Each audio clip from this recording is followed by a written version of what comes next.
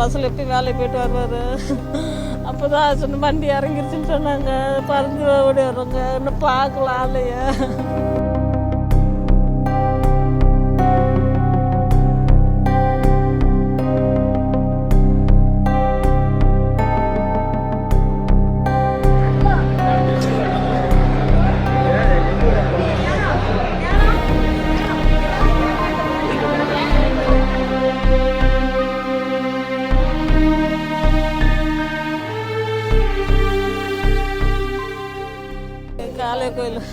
காலை கோயில் மருமகனுக்கு வேலைக்கு போயிட்டு வந்தக்குள்ள தாங்க அந்த பஸ்ஸில் எப்படி வேலைக்கு போயிட்டு வருவார்.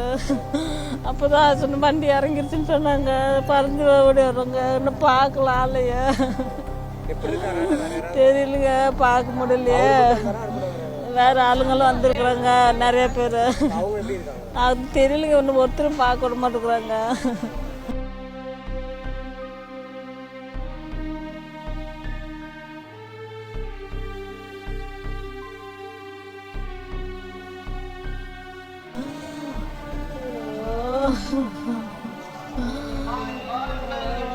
இப்போ அடிப்பட்டதில் வந்து பார்த்தீங்கன்னாப்பா ஒரு 6 பேர் எங்கள்கிட்ட வேலை செய்கிற ஆளுங்களே எல்லாம் அடிபட்டுருக்காங்க.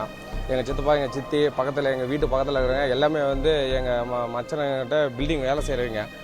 அவங்கள்ட்ட எல்லாம் அடிபட்டவங்க. அதுப்பா என்ன வேலைக்காக அங்கே போனாங்க? என்ன ஊருக்கு? நம்ம எல்லாமே கட்டட வேலை செய்கிறவங்க தான்.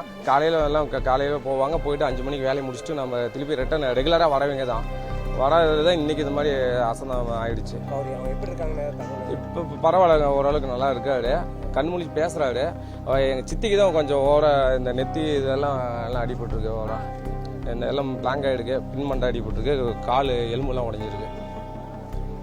நீங்கள் அந்த பஸ்ஸில் இல்லைங்க, நான் வரல. தகவல் கேட்டு தான் நாங்கள் அடிச்சுட்டு ஒடியாந்தோம். நாங்கள் ஒடியாந்து வந்து பார்க்கும்போது தான் எப்படி இருக்காங்க.